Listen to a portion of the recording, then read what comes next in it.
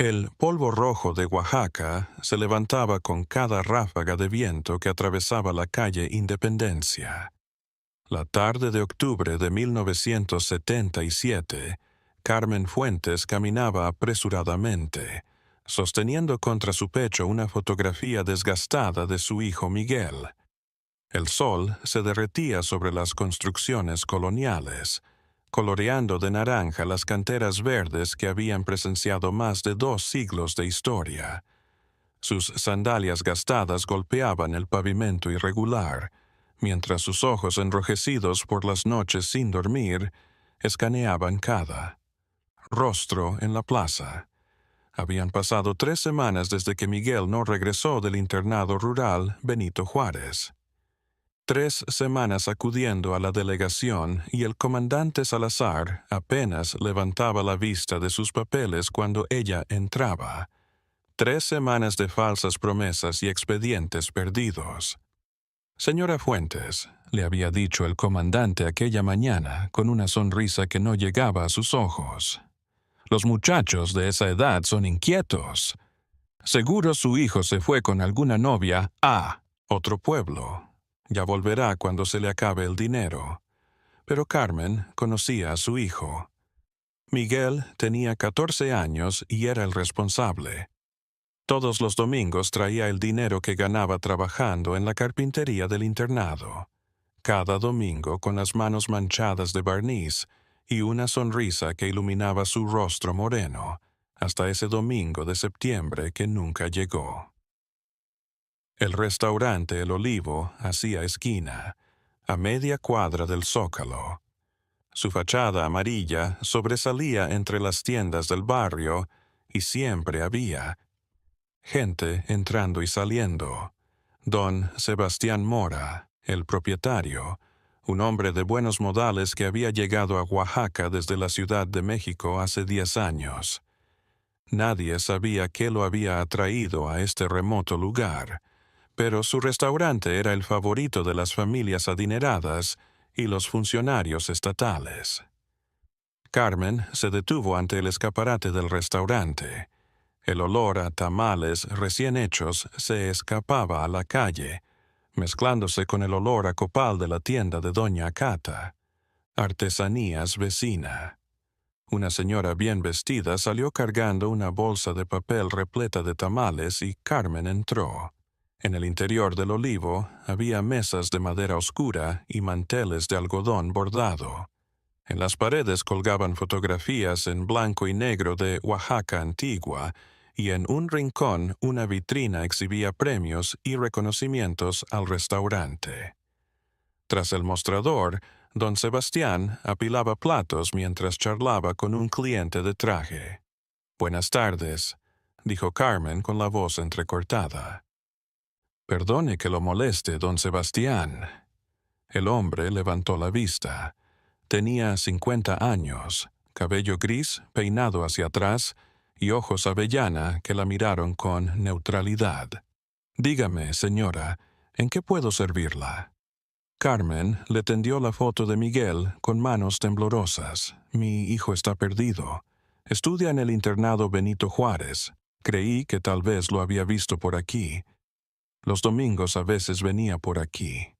Don Sebastián tomó la fotografía y la observó. Su rostro no reveló nada.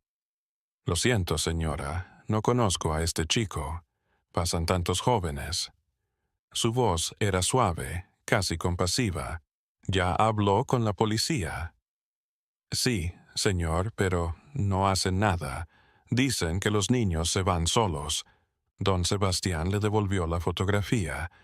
«Espero que llegue pronto. Es horrible lo que está pasando. Si veo algo, le haré saber».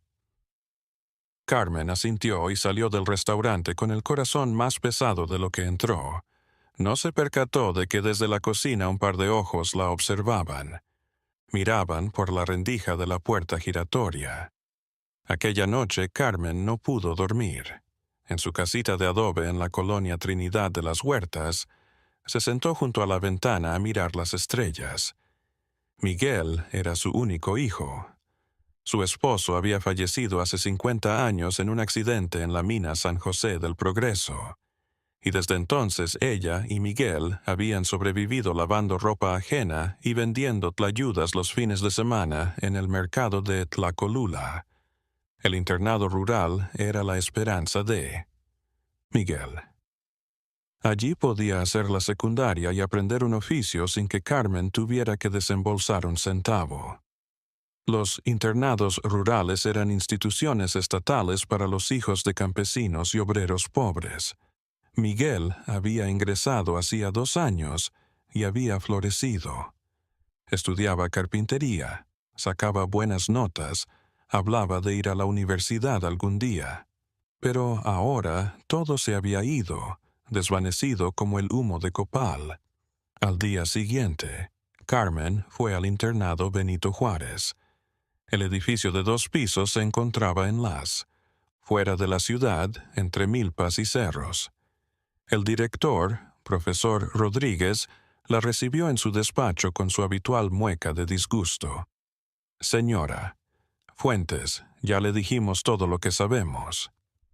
Miguel partió el domingo 18 de septiembre, después del desayuno. Dijo que iba a ver a un tío en la ciudad, y eso fue lo último que supimos. «Pero Miguel no tiene tíos aquí», respondió Carmen. «Soy su única familia». El profesor Rodríguez se encogió de hombros. Entonces mintió. Los chicos mienten a esa edad». Carmen se llenó de furia. Y nadie de sus compañeros se ha dado cuenta. Nadie vio con quién se fue. Ya interrogamos a todos. Nadie vio nada. Era una mentira, y Carmen lo sabía. Podía notarlo en la manera en que el profesor evitaba su mirada, en la manera en que sus dedos tamborileaban sobre el escritorio. Algo no le estaban contando. Al salir de la oficina, una joven profesora de unos 25 años la alcanzó en el pasillo. Se llamaba Leticia Ramírez y era maestra en español. «Doña Fuentes», murmuró mirando a los lados, «necesito hablar con usted, pero no aquí». Se reunieron media hora más tarde en una fonda cerca del mercado. Leticia ordenó café. Carmen, agua de Jamaica. La joven profesora se encontraba nerviosa, retorciendo una servilleta entre sus manos. «Lo que voy a revelarle es peligroso», inició Leticia. «Pero no puedo callar más. Algunos chicos han desaparecido del internado en los últimos meses. No solo Miguel, él. El director y las autoridades dicen que se fueron solos, que escaparon, pero yo no lo creo. A Carmen se le escapó el aire de los pulmones. ¿Cuántos chicos? 5 en total, todos de entre 13 y 15 años, todos de bajos recursos que no pueden hacer mucho ruido». Leticia bajó la voz aún más. «Pero hay más. Un estudiante, Roberto Vega, me dijo que vio a Miguel subirse a una camioneta blanca ese domingo. Iba con otros 2 chicos del internado. Una camioneta blanca. ¿De quién? No sé. Roberto solo vio que era una camioneta nueva de esas Ford que tienen los comerciantes ricos. El chofer era un anciano, no lo reconoció. Carmen tomó la mano de Leticia. ¿Por qué no habló? Los ojos de Leticia se llenaron de lágrimas. «Porque tengo miedo. El director me advirtió que no me metiera en problemas. Dijo que si abría la boca perdería el trabajo y que me podría pasar algo». Se limpió las lágrimas con la servilleta arrugada. «Tengo una hija de 3 años. No puedo arriesgarme, pero usted merece saber la verdad». Los días siguientes, Carmen comenzó a investigar por su cuenta. Habló con las familias de los otros niños desaparecidos. Todos decían lo mismo. Hijos responsables que de repente decidieron irse, autoridades que no investigaban, expedientes que se perdían. Una de las madres, doña Esperanza, le reveló algo que le heló la sangre. «Mi hijo Tomás me escribió una carta 2 días antes de desaparecer. dijo la mujer mientras servía té de hierbas en su sencilla cocina. Decía que había encontrado trabajo los domingos en un restaurante del centro. Le iban a pagar bien y podría ayudarme con los gastos. ¿Qué restaurante?, preguntó Carmen. No lo dijo, pero yo pensé que era una bendición. Tomás era buen chico, trabajador. Doña Esperanza sollozó. Ahora desearía no haberle dicho que se fuera. Si se lo hubiera prohibido, tal vez. Carmen la abrazó, pero su cerebro giraba. Un restaurante. Trabajo los domingos, puede ser el Olivo. Aquella tarde Carmen regresó al restaurante, ¿ves? No entró. Se quedó en la esquina de enfrente, mirando. Vio entrar y salir a clientes elegantes. Observó a don Sebastián escuchando con su sonrisa profesional. Vio a dos de las empleadas limpiando las mesas. Al anochecer vio algo que le llamó la atención. Una camioneta Ford blanca se detuvo en el callejón trasero del restaurante. Carmen se acercó, cautelosa, en la sombra. De la camioneta se bajó un hombre joven, de unos 30 años, corpulento y de cabello muy corto. Abrió la parte trasera del vehículo y sacó cajas que parecían pesadas. Don Sebastián salió por la puerta de atrás y echó una mano a descargar. Carmen no pudo escuchar lo que hablaban, pero vio dinero cambiar de manos. Billetes. Muchos billetes. Al día siguiente, Carmen hizo algo arriesgado. Se levantó antes del amanecer y fue a esperar cerca del internado Benito Juárez. Se agazapó tras unos arbustos con vista a la puerta principal. Quería ver si la camioneta blanca volvía a aparecer. Las horas pasaron, los estudiantes salieron a clases. En el patio, los profesores iban y venían. A las 11 de la mañana, cuando Carmen ya creía que había perdido el tiempo, vio la camioneta Ford blanca detenerse cerca de la entrada. El mismo hombre corpulento descendió y entró al internado. 20 minutos después salió, esta vez acompañado del director, profesor Rodríguez. Hablaban como si se conocieran de toda la vida. El director llevaba un sobre en la mano y se lo entregó al hombre disimuladamente. Carmen sintió que sus sospechas se confirmaban. Había una conexión entre el internado y el restaurante, pero necesitaba más evidencia. Aquella noche no pudo más. Fue a la comisaría y exigió ver a alguien por encima del comandante Salazar. Le dijeron que el capitán Méndez estaba de viaje y que volvería en una semana. Carmen no tenía una semana. Cada día que pasaba la verdad parecía más distante. Desesperada, recordó que su difunto esposo tenía un primo que trabajaba en el periódico local, El Imparcial. Se llamaba Javier Fuentes, era periodista. Carmen nunca. Había estado cerca de él, pero era todo lo que podía hacer. Encontró a Javier en la sala de redacción del periódico. Un espacio lleno de humo de cigarro y ruido de máquinas de escribir. Era un hombre delgado de unos 40 años con lentes gruesos y un cigarro perpetuo en los labios. Carmen exclamó sorprendida cuando la vio. «¿Qué te trae por aquí?» Ella le dijo todo. Los niños perdidos, el restaurante, la camioneta blanca, las relaciones con el internado. Javier escuchó, anotando en su cuaderno. «Es una historia grave», dijo finalmente. «Pero necesito pruebas sólidas antes de publicar algo así. Don Sebastián Mora tiene conexiones políticas. Si publico calumnias me demandará y el periódico se irá a la quiebra». «¿Y no vas a hacer nada?», dijo Carmen con amargura. «Yo no dije eso. Voy a investigar, pero con cautela». Javier apagó su cigarrillo. «Dame unos días.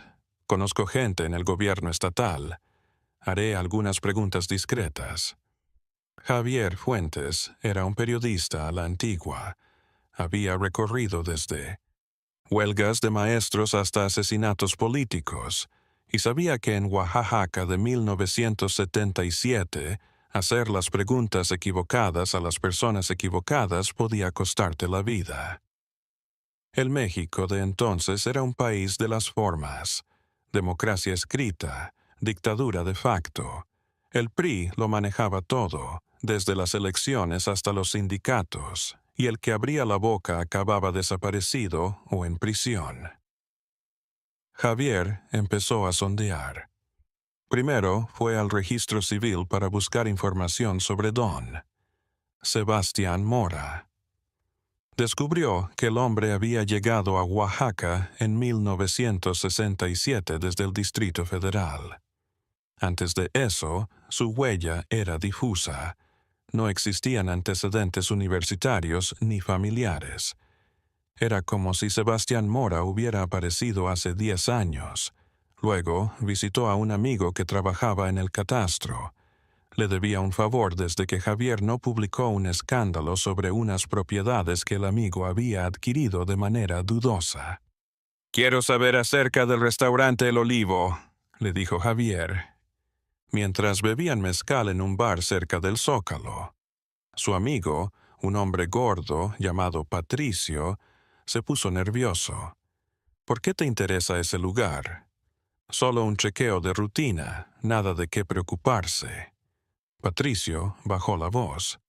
«Mira, Javier, ese restaurante es sagrado. Don Sebastián tiene amigos muy arriba. El gobernador cena allí cada mes. Medio gabinete va a sus fiestas privadas. ¿Qué más sabes? Sé que compró el local hace 10 años por una fracción de su valor real. El antiguo propietario, don Macario López, vendió de la noche a la mañana y huyó del estado. Nunca supe la razón, pero dijeron que lo amenazaron». Patricio se tragó su mezcal de un sorbo. Sé, además, que don Sebastián tiene otras tierras.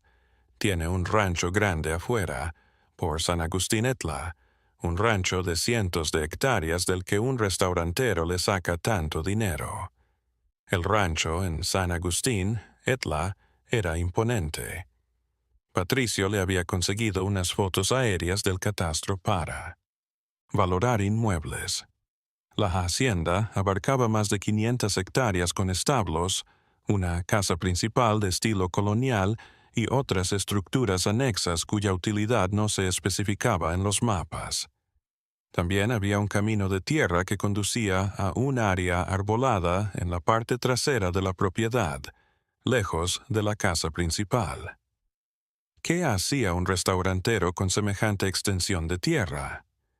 La propiedad estaba valorada en millones de pesos, dinero que ningún negocio de tamales y mole podría generar por exitoso que fuera. Don Sebastián tenía otras rentas. Eso estaba claro, pero ¿cuál? Javier asintió para sí mismo. Un rancho, tal vez. Los siguientes días, Javier vigiló el restaurante El Olivo.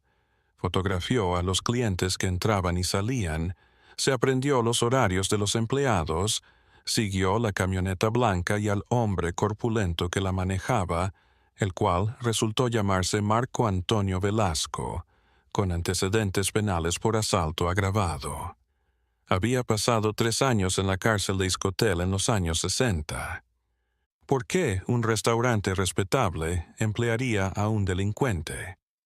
Una noche, Javier se aventuró, se vistió de negro y fue a merodear en el callejón trasero del restaurante. Era más de medianoche y las calles del centro estaban despejadas. Oaxaca dormía sola, interrumpida solo por el ladrido ocasional de un perro callejero. La puerta trasera del Olivo estaba cerrada, pero había una ventana alta entreabierta. Javier encontró unas cajas de madera apiladas cerca de un contenedor de basura. Las colocó con cuidado y trepó hasta la ventana. La cocina estaba oscura, pero sus ojos se ajustaron. Vio las estufas industriales, las ollas gigantes, los cuchillos colgados en la pared. Todo era normal. Estaba a punto de rendirse cuando notó algo. Una puerta de metal al final de la cocina que no encajaba con el resto de la casa. Parecía la puerta de una cámara frigorífica industrial. ¿Por qué un pequeño restaurante, una cámara frigorífica de ese tamaño? Un sonido lo sobresaltó. Pasos. Alguien venía. Javier se dejó caer de un salto, tropezó con las cajas y cayó al suelo. El estruendo fue enorme. Las luces de la cocina se encendieron. Oyó voces. Hay alguien ahí fuera. Javier corrió por el callejón, su corazón latiendo como tambor. Oyó la puerta abrirse a su espalda. Más voces. No se detuvo hasta estar a varias cuadras de distancia, oculto en el atrio de una iglesia jadeando. Había sido imprudente. Ahora sabían que alguien estaba investigando. El día siguiente, Javier recibió una visita inesperada en la redacción del periódico. 2 hombres de traje entraron sin anunciarse. Tenían esa apariencia inconfundible de agentes judiciales o policías de alto rango. «Señor Fuentes», dijo el más alto, un bigote espeso y mirada fría. «Necesitamos que venga con nosotros. Solo unas preguntas». «¿Qué es?» «Sobre una investigación que está realizando». «Nada serio. Solo queremos aclarar algunos puntos». Javier sabía que no tenía opción. En México, en 1977. Cuando los judiciales te invitaban a ir con ellos, no podías negarte. Lo llevaron a un edificio anónimo en las afueras de la ciudad. No era una delegación policial normal. Las oficinas eran espartanas, sin identificación alguna. Lo sentaron en una habitación sin ventanas con solo una mesa y 2 sillas. El hombre del bigote se sentó frente a él. El otro se quedó de pie junto a la puerta, brazos cruzados. «Señor Fuentes, sabemos que ha estado preguntando por el restaurante. El Olivo». Javier mantuvo la calma. «Soy periodista. Pregunto todo el tiempo. Estas preguntas son intrusivas. Don Sebastián Mora es un hombre respetado, con buenos contactos. Las acusaciones que está insinuando podrían destruir su reputación sin razón. No estoy diciendo nada. Estoy investigando la desaparición de varios niños». El hombre sonrió, pero no había calor en ella. Los niños a los que se refiere son chavales conflictivos que se fugaron de sus casas. No hay nada que adivinar. 5 muchachos en 6 meses, todos del mismo orfanato. Todos de origen humilde. Las coincidencias ocurren, señor Fuentes. El hombre se inclinó hacia adelante. Déjeme ser explícito. Si sigue investigando, habrá consecuencias. Su periódico podría perder la licencia para funcionar. Podría perder el empleo o algo peor. Era una amenaza. Javier captó el mensaje. «Y si descubro evidencia real de un crimen, no la encontrará, porque no hay crimen». El hombre se levantó. «Váyase a casa, señor Fuentes. Olvídalo. Es por su propio bien». La amenaza había sido limpia, profesional.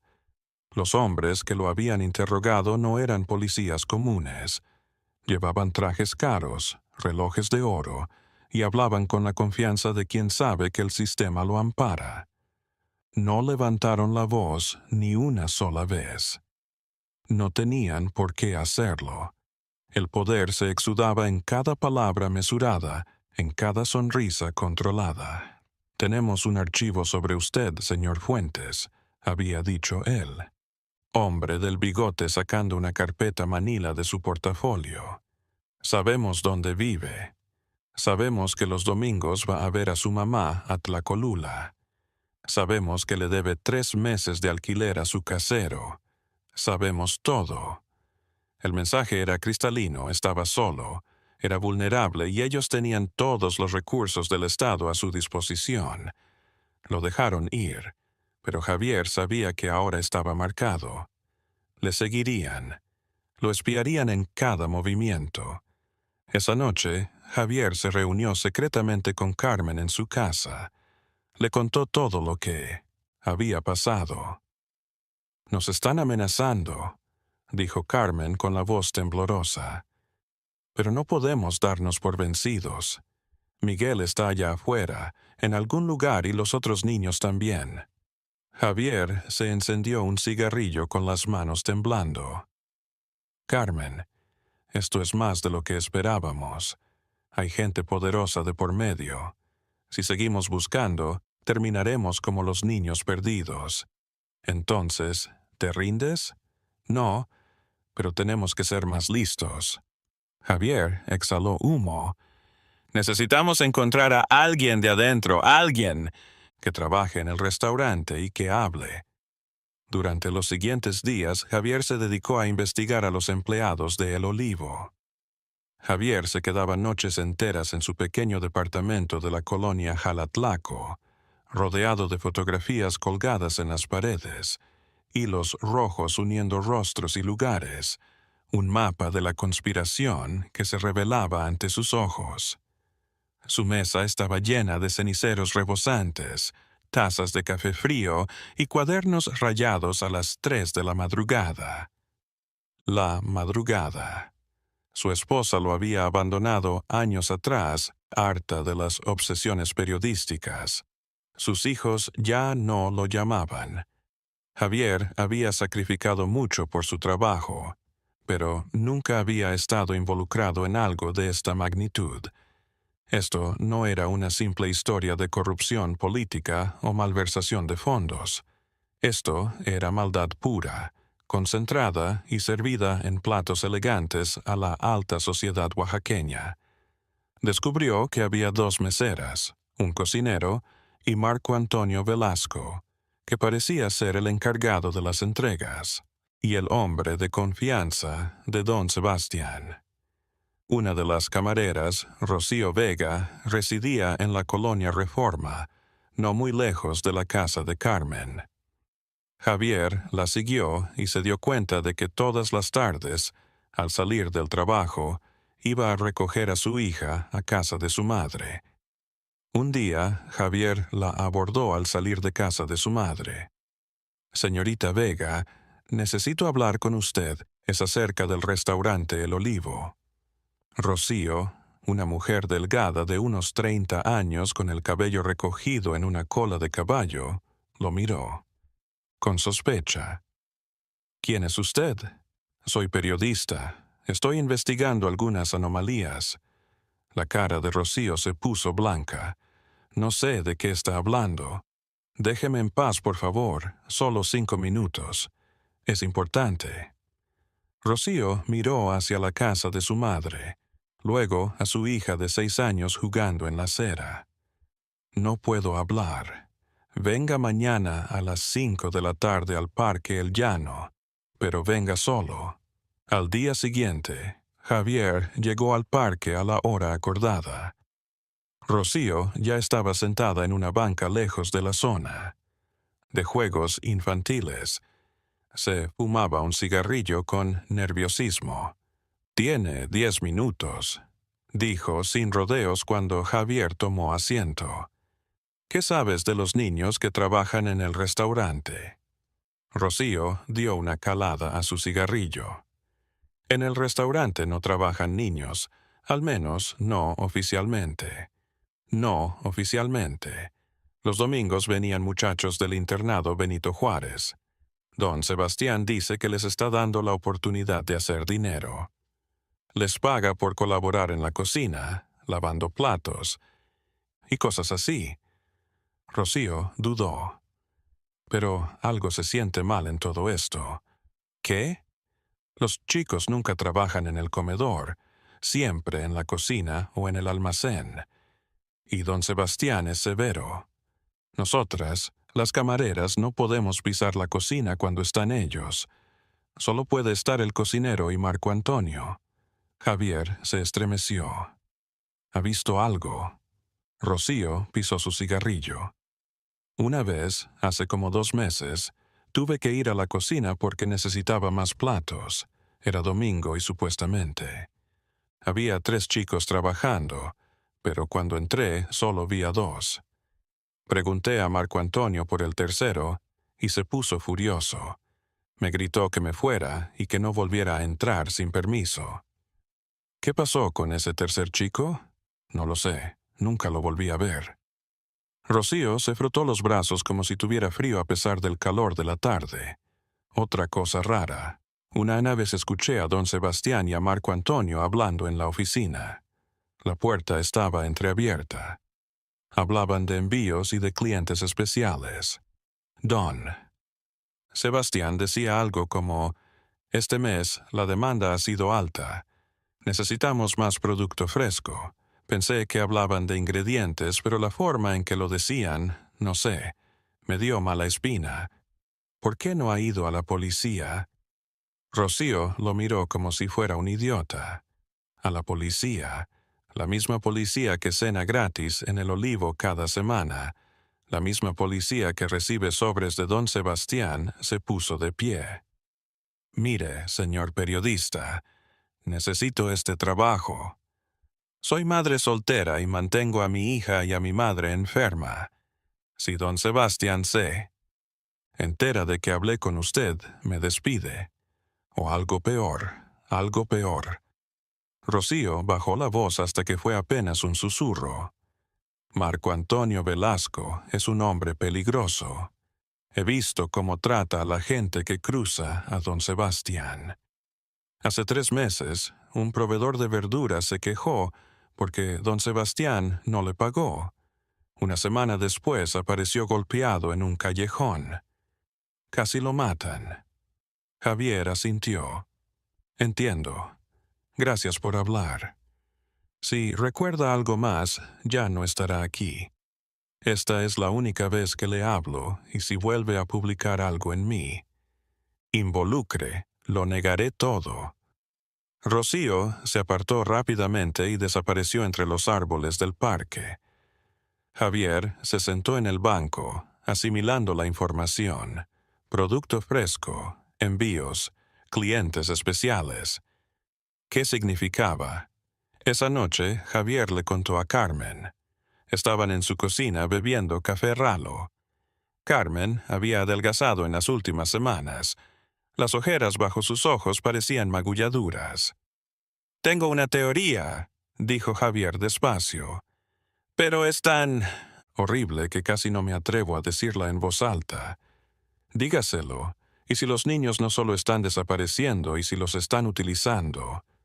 Carmen se puso pálida. «¿De qué manera? No sé. Pero piensa. Niños pobres sin familia que los busque. Un restaurante político. Envíos. Clientes VIP. Producto fresco». Carmen se tapó la boca con las manos. «Dios mío, está diciendo que no sé lo que estoy diciendo, pero tenemos que entrar en ese restaurante. Debemos de ver qué hay en esa cámara frigorífica». El plan era suicida, pero Carmen y Javier no veían otra manera. Decidieron que necesitaban a alguien que supiera hacer lo que ellos no sabían hacer. Javier recordó a un viejo amigo de sus tiempos en la Ciudad de México.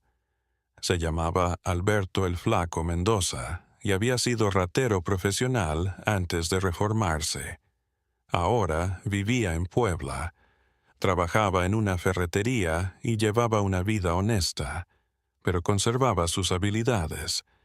Javier viajó a Puebla y encontró a Del Flaco en su pequeño apartamento. Alberto era un hombre alto y flaco, de unos 50 años, con la cara quemada por el sol. «Javier Fuentes», dijo Alberto sonriendo. «¿Cuántos años? ¿Qué te trae por aquí?» Javier le explicó la situación. Alberto escuchó, fumando un cigarrillo tras otro. «Es peligroso», dijo al fin. «Demasiado arriesgado si nos pillan. Lo sé, pero hay niños desaparecidos, Alberto. Tal vez todavía podamos salvarlos». Alberto suspiró. «Está bien. Te debo una desde ese incidente en el 69, pero nunca más. Regresaron a Oaxaca juntos. Alberto pasó 2 días observando el restaurante, estudiando las rutinas, los sistemas de seguridad. El Olivo no tenía alarmas sofisticadas. No era necesario en 1977, pero había buenas cerraduras y Marco Antonio vivía en el apartamento encima del restaurante. Tenemos una ventana corta, aclaró Alberto. Los martes por la noche, don Sebastián y Marco Antonio salen. He visto que van a reuniones en casa del gobernador. Estarán fuera al menos 3 horas. Esa es nuestra oportunidad. El martes siguiente, a las 11 de la noche, Alberto, Javier y Carmen se reunieron en el callejón trasero de El Olivo. La calle estaba oscura y tranquila. Carmen llevaba una linterna pequeña y Javier su cámara fotográfica. Alberto trabajó en la cerradura de la puerta trasera con herramientas que Carmen prefería no preguntar de dónde había sacado. En menos de 5 minutos escucharon el clic y la puerta se abrió. «Rápido», susurró Alberto. «Tenemos que estar dentro y fuera en menos de 30 minutos». Entraron en la cocina oscura. Carmen encendió la linterna. El haz de luz hendió la oscuridad. El restaurante vacío tenía algo de sepulcral. Las ollas colgadas proyectaban sombras extrañas en las paredes. Se dirigieron a la puerta de metal del fondo. Alberto manipuló la cerradura, pero era más complicada. «Es una cerradura de alta seguridad», dijo en voz baja. Unos minutos más. Carmen sintió que su corazón estaba a punto de salirse de su pecho. Cada segundo parecía una eternidad. Javier hacía guardia en la puerta principal, con un ojo en la calle. Después de lo que pareció 1 hora, pero fueron solo 10 minutos, la cerradura cedió. Alberto abrió la puerta de metal. Un olor los golpeó, uno dulce y enfermizo que Carmen reconoció al instante. Era el olor de la carne podrida. Entraron en la cámara frigorífica. Hacía frío. Carmen movió la linterna y lo que vio le cortó la respiración. La cámara era más enorme para lo que esperaba, del tamaño de una habitación normal. En las paredes había ganchos de carnicero de los que colgaban piezas de carne, pero no era carne de res o de cerdo. Los cortes eran demasiado pequeños, demasiado precisos. En el suelo había cajas de madera. Alberto abrió una con manos temblorosas. En su interior, envuelta en papel de carnicero, había carne molida y en la tapa de la caja, con marcador negro, tamales especiales, cliente consentido. Las fotografías que Javier capturaba con manos temblorosas serían la prueba que lo cambiaría todo. Cada destello revelaba el horror por un instante. Anchos cuchillos de carnicero relucientes, mesas de acero manchado, cuchillos profesionales alineados con precisión quirúrgica. Era una operación organizada, metódica, industrial, en su eficiencia macabra. Alberto, que había sido ladrón y había visto de todo, desde cadáveres de ajustes de cuentas hasta laboratorios clandestinos de drogas, nunca había visto nada igual. «Esto no es un crimen pasional», susurró, con la voz entrecortada. «Esto es un negocio monstruoso, pero un negocio». Tenía razón. Los archivos detallados, la contabilidad exacta, los clientes VIP codificados con iniciales. Todo parecía la operación de un negocio en marcha durante años. Don Sebastián no era un asesino impulsivo, era un empresario del horror, un mercader de la atrocidad más absoluta. Javier comenzó a tomar fotografías, el flash de la cámara iluminando la cámara en destellos cegadores. Carmen se acercó a una mesa del fondo. Encima de ella había un cuaderno de notas. Lo abrió con manos temblorosas. Era un libro de contabilidad, pero las entradas eran horribles. 10 de septiembre, una unidad procesada 15 kilogramos producto usable cliente. GMM50 ES 24 de septiembre primera. Unidad procesada 12 kilgos producto usable cliente. RS 4.500 pesos. 8 de octubre de 2023. Una unidad procesada 14 kilo de producto usable cliente JL 5.008 pesos. Las fechas coincidían con las desapariciones de los niños. Carmen sintió que iba a vomitar. «Dios mío», susurró. «Los están matando. Los están destazando y vendiendo su carne». Javier estaba pálido como la muerte, pero siguió tomando fotografías. «Quiero todas las evidencias, esta libreta, las fotos, todo». Alberto, que había presenciado atrocidades como ratero, estaba temblando. Esto es una locura. «¿Quién compra esta vaina? Gente enferma», dijo Javier mientras fotografiaba la libreta. «Gente muy rica y muy enferma». Carmen vio algo más en un rincón.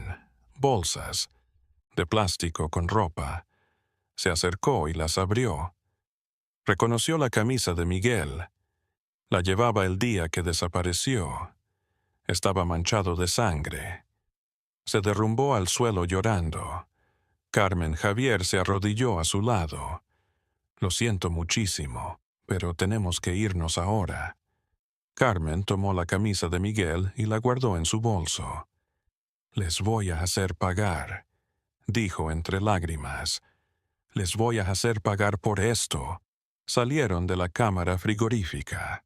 Alberto cerró la puerta tras ellos, tratando de que no, dejando rastros de su presencia. Estaban a punto de salir por la puerta trasera cuando oyeron voces en el exterior. Murmuró Alberto. «Alguien viene». Se escondieron detrás del mostrador de la cocina. A través de la ventana, Carmen observó la camioneta blanca detenerse en el callejón. Marco Antonio descendió, y tras él, don Sebastián. «Están de vuelta temprano», susurró Javier. Oyeron la llave en la cerradura de la puerta trasera. Alberto señaló la puerta principal del restaurante. «Allá, rápido, sé». Se movieron en silencio hacia la puerta principal. Alberto manipuló la cerradura desde dentro mientras oían a Marco Antonio y a don Sebastián entrar en la cocina. «El gobernador está enojado esta noche», decía don Sebastián, «pero el próximo cargamento lo alegrará». «¿Cuándo conseguimos el próximo?», preguntó Marco Antonio. «Este fin de semana el director del internado ya tiene al candidato. Un chico de 13 años, gordito, buena pieza». Carmen se mordió el puño para no gritar. Alberto finalmente abrió la puerta principal. Salieron a la calle vacía y corrieron, sin mirar atrás, hasta estar a varias cuadras de distancia. Se refugiaron en la casa de Carmen. Los tres estaban en shock, tratando de procesar lo que acababan de presenciar. «Tenemos que ir a la policía», dijo Carmen. Ahora, esta noche, Javier negó con la cabeza. «¿A qué autoridades?» «Ya oíste a don Sebastián. El gobernador es uno de sus clientes. Tal vez la policía también está involucrada. Si vamos a la delegación local, nos matarán y enterrarán las pruebas. Entonces, ¿qué hacemos?» Javier pensó por un momento. «Tenemos que volar a México, a la PGR, y tenemos que hacer esto público antes de que nos callen. ¿Cómo voy a redactar el artículo? Lo voy a poner en el periódico mañana mismo con las fotos, con todo. Una vez que se haga público, será más difícil que nos hagan desaparecer». Carmen asintió. «Pero aunque publiques el artículo, ¿quién te va a creer? Don Sebastián negará, dirá que inventamos las pruebas». Alberto, que había permanecido callado, habló. Necesitamos más. Necesitamos un testigo, alguien que haya estado allí y que esté dispuesto a hablar. Rocío dijo Javier, la camarera. Ella sabe algo. Si la apretamos, tal vez hable. Aquella noche Javier redactó el artículo de su vida. La Casa de los Horrores, Canibalismo y Desapariciones en Oaxaca. Tituló toda la crónica. Lo que habían descubierto, adjuntó las fotos, transcribió las páginas del libro de contabilidad. Al amanecer llevó el artículo a la redacción de El Imparcial. El director del periódico, don Ernesto Villalobos, leyó el artículo con el rostro palideciendo. Javier, esto es increíble. Si esto sale a la luz, va a haber un infierno que pagar. Ya lo sé, pero es cierto. Don Ernesto observó las fotografías. Estas imágenes son inquietantes. No podemos publicarlas todas. Entonces, subí algunas, las suficientes como para. Pruébalo por ti mismo. Don Ernesto suspiró. Está bien, lo publicaremos en la edición de mañana. Pero, Javier, después de esto vas a tener que irte de Oaxaca, quizás de México. Esta gente no va a olvidar esto. Lo sé. El artículo salió el jueves por la mañana. La respuesta fue instantánea, explosiva.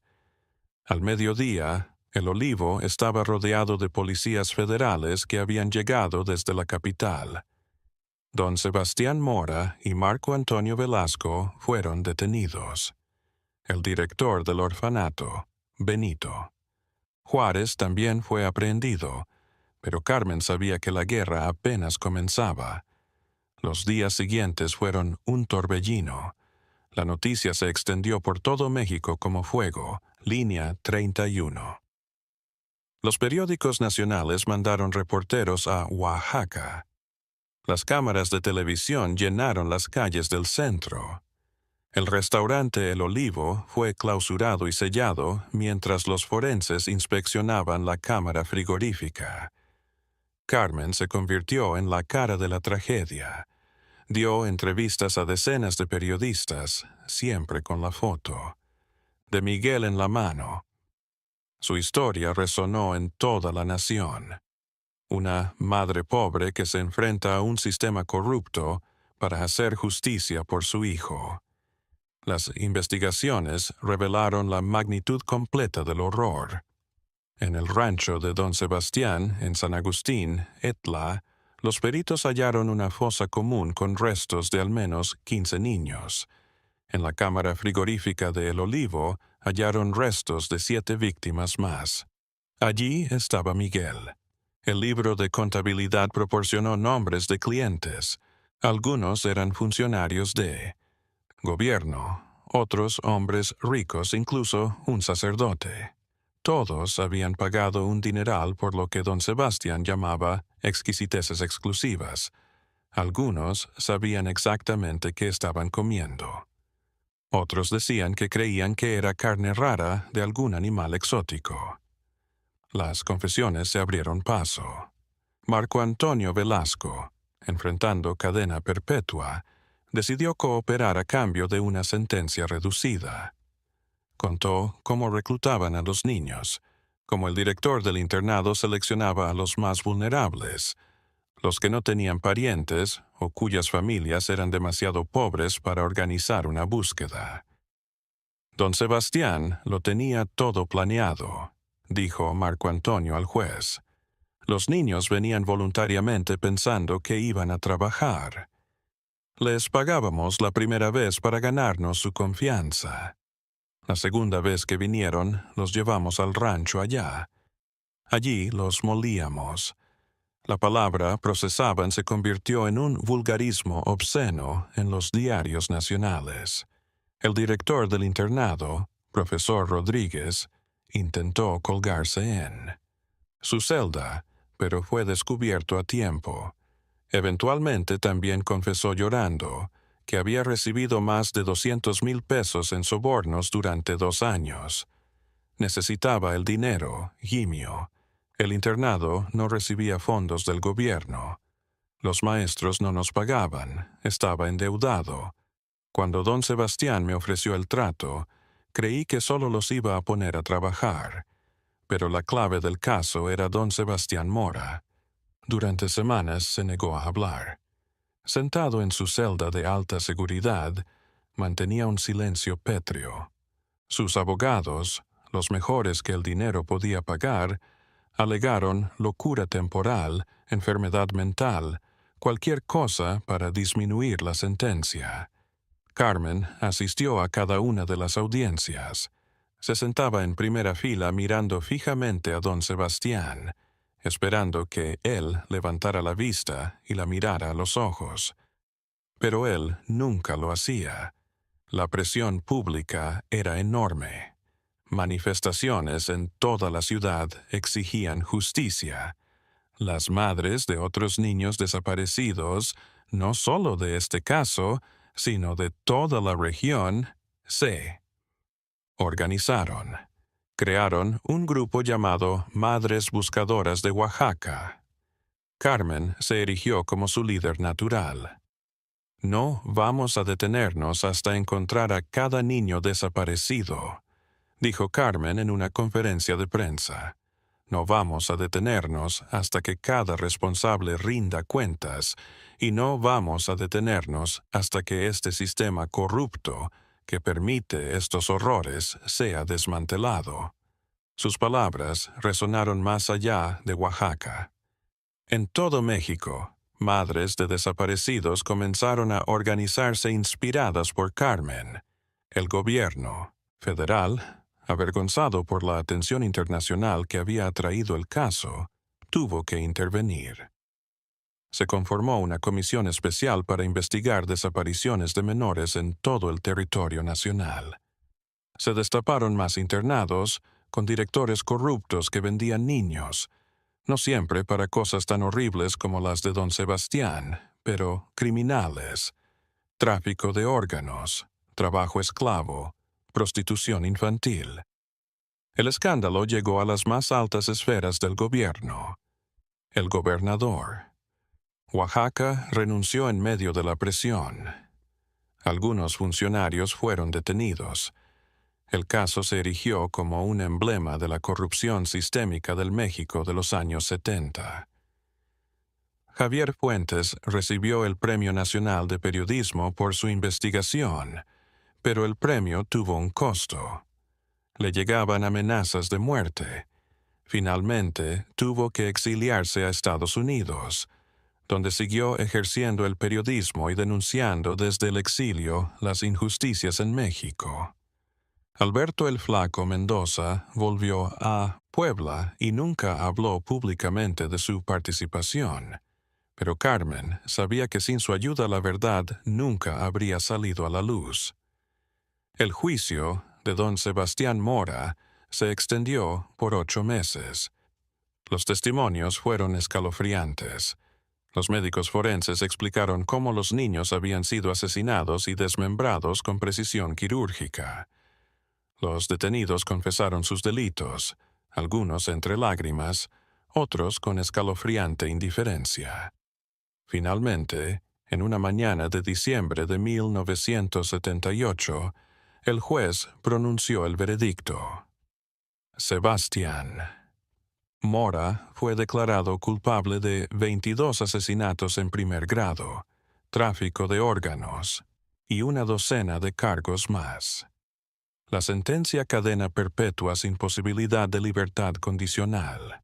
Cuando escuchó el veredicto, don Sebastián finalmente levantó la vista. Sus ojos se encontraron con los de Carmen por primera vez. Ella esperaba arrepentimiento o al menos reconocimiento de la monstruosidad de sus acciones, pero lo que encontró fue peor, nada en absoluto. Para don Sebastián, aquellos niños no habían sido personas, habían sido producto, mercancía, nada más. Carmen comprendió entonces que nunca habría justicia. Podían meter a don Sebastián en la cárcel de por vida, Pero Miguel nunca regresaría. Los otros niños nunca regresarían. Sus vidas habían sido consumidas por la avaricia, la corrupción, la deshumanización. Los años que vinieron fueron duros para Carmen. Lo que había descubierto la atormentaba en sueños, pero le dio una razón para su dolor.